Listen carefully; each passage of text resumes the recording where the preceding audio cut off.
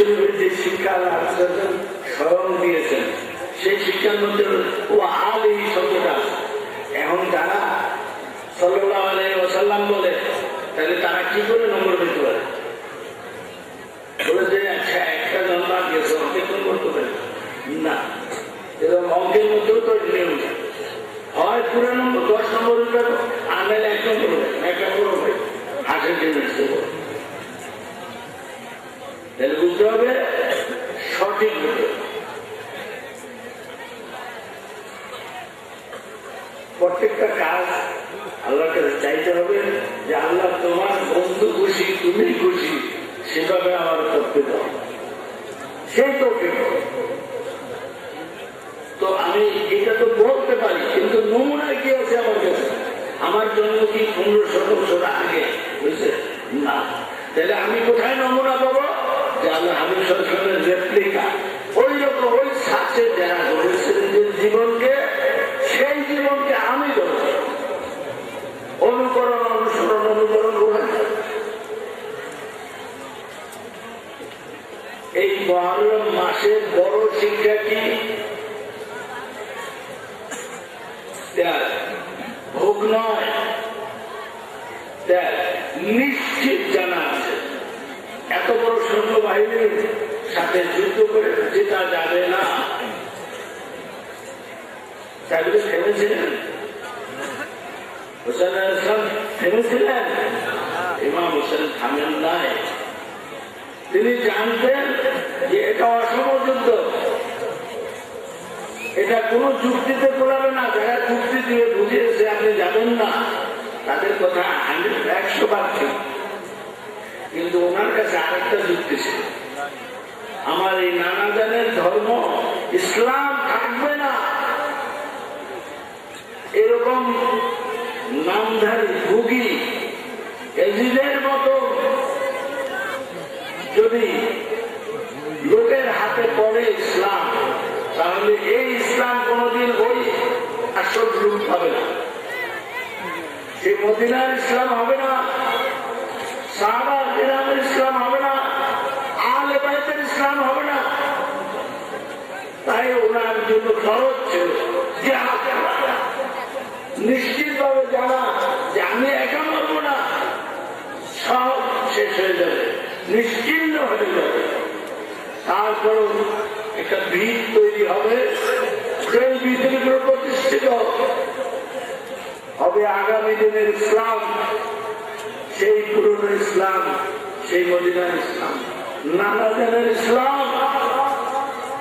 তাই আমাদের ত্যাগের পথ নিতে হবে, ভোগের পথ পরিহার করতে হবে। সব দুনিয়ার চাকচিক্য কি করবে? আমাকে প্রলোভিত করবে, প্রলোভন দিবে, আমাকে টানবে, রূপ আকৃষ্ট করবে, বিলাসিতা আকৃষ্ট করবে, প্রাচুর্য আকৃষ্ট করবে। যারা সমাজে অন্যায় করে তারা কি না খেয়ে থাকতো অন্যায় না করলে?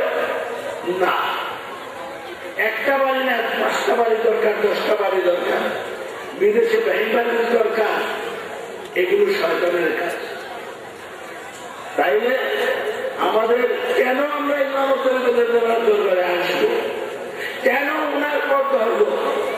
একটি মাত্র কারণ যে তিনি আল্লাহ এত প্রিয় বান্দা হয়ে গেছিলেন, আল্লাহর বন্ধু হাবিব সাল্লাল্লাহু আলাইহি ওয়াসাল্লাম এত প্রিয় আশেক ছিলেন যে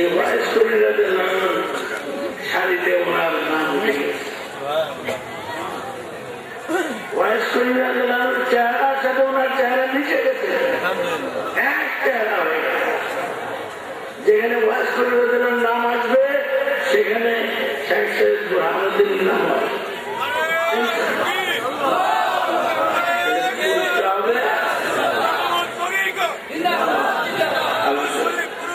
এই পরিস্থিতিতে আমাদের কিন্তু এই যে কেন যে এই সেবার কথাটা কেন বলা হবে, এটা ত্যাগের বিষয়, ভোগের বিষয় না।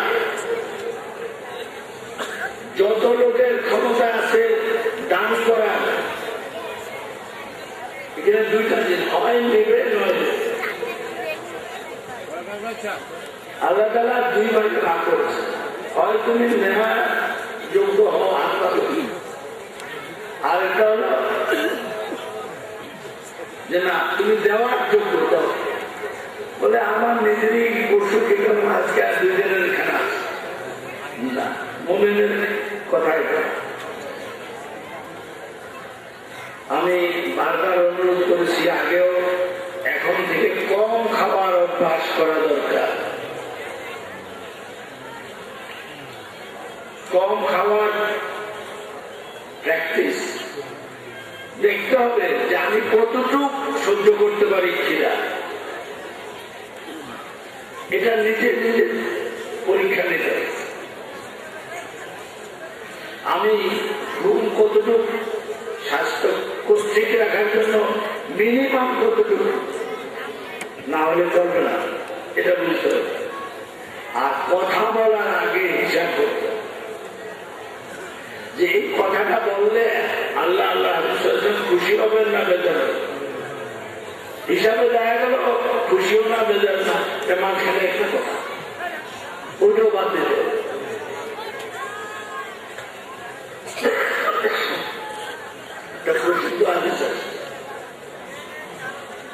একটা লোক তার মদের পদক আসছে, মদ খাওয়ার নেশার ধরে অনেক মানুষের ক্ষতি করা এগুলো করেছে, যে বিচার হয়েছে, সে কিন্তু মুসলমান। আল্লাহ নিজে বিচার করেছেন, সাহাবাকে আমরা বিচার করেছেন। এর মধ্যে এক বিশেষ অনুষ্ঠানে লোক আসছে, এখন সবাই তার দুর্দুর করতেছে, লাঞ্ছনা দিতেছে। আর তোদের আপনি এতবার অন্যায় করছো, আবার এখানে চেহারা হেঁটে আসছে, লাঞ্ছনা দিল। আবার আমি কান মোবারকে আওয়াজ গেছে, সাহাবাকে একটা লোককে বৎসরা দিচ্ছে এবং কি বলে লাঞ্ছনা দিতেছে। তিনি জিজ্ঞেস করলেন আরে কারের লাঞ্ছনা, বলে অমুক ব্যক্তি যে নাকি বারবার কয়েকবার শাস্তি দেয়। তিনি বললেন গর্জে উঠলেন, বলেন যে খবরদার তাকে কেউ লাঞ্ছনা দিবে না। এটা একটা প্রশ্ন না? লাঞ্ছনা কেন দেব না? যে বারবার শাস্তি খাওয়ার পরে বেহায়া, তাকে লাঞ্ছনা দিতে অসুবিধা কি? আল্লাহ হাবিব সাল্লাল্লাহু আলাইহি ওয়াসাল্লাম বললেন সে আল্লাহ এবং আল্লাহর বন্ধুকে ভালোবাসে, তাকে কেউ লাঞ্ছনা দেবে না। কি বুঝে আসছে কথা? যে লোক সারাবি তাহলে আল্লাহ হাবিব সাল্লাল্লাহু আলাইহি ওয়াসাল্লাম সার্টিফিকেট দিতে দেন যে সে আল্লাহ আল্লাহ রাসূলকে হাবিব সাল্লাল্লাহু আলাইহি ওয়াসাল্লাম ভালোবাসে। কেউ যেন এই অন্যায় না করে। এই লোকটা কি বলে দিলেন? সে আল্লাহ আল্লাহকে ভালোবাসে, এটা সার্টিফিকেট দিয়ে দিলেন। যে সার্টিফিকেট প্রাপ্ত তার চাকরি না দিয়ে ভালো করে না, তার পরীক্ষা ইন্টারভিউ বাদ দেওয়া যাবে? কি কাজটা করতে? এই সাহাবার গুণটা করে, ওনার গুণটা ছিল এই, সাহাবাকেরাম সবাই যার যার সমস্যার কথা বলতেন। এতে স্বাভাবিক, আমার এই কষ্ট হচ্ছে, এই সব। তো এই লোক মজলিসে বসে কি করতো? এমন দু একটা কথা বলতো যাতে আল্লাহ হাসি দিতেন।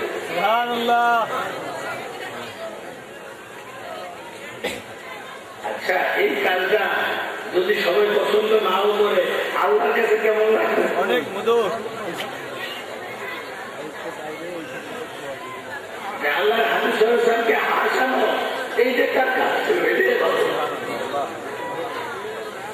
এই ইবাদতের জন্য তিনি যে একজন আশিক, এই সার্টিফিকেট আল্লাহ হাবিব সাল্লাল্লাহু আলাইহি ওয়াসাল্লাম দিয়ে দিলেন।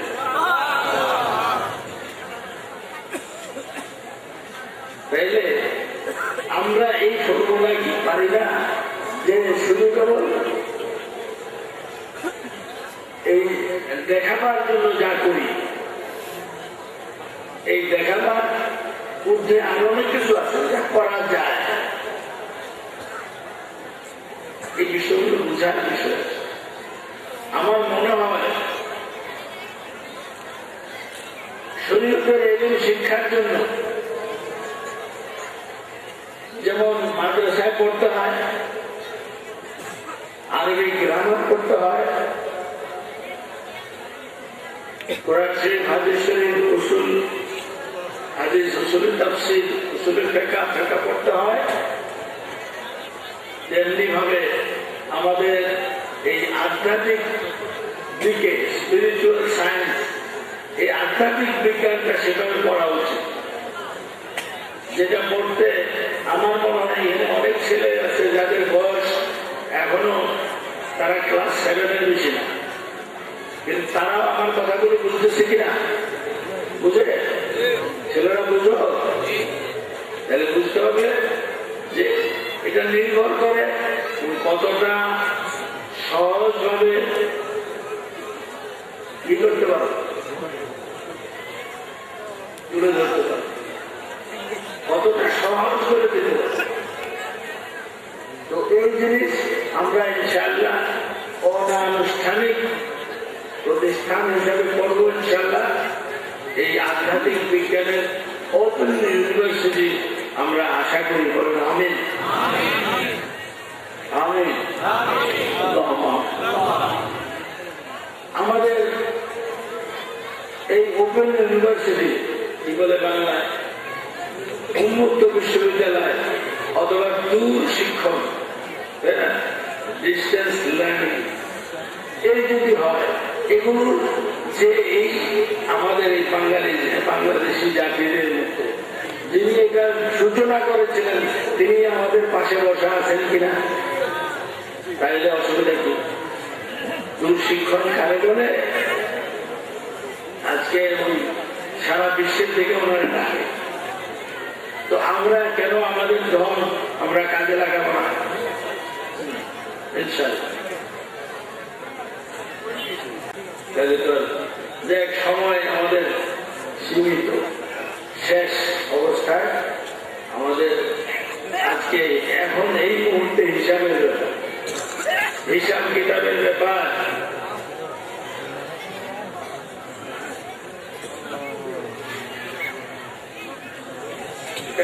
আছে না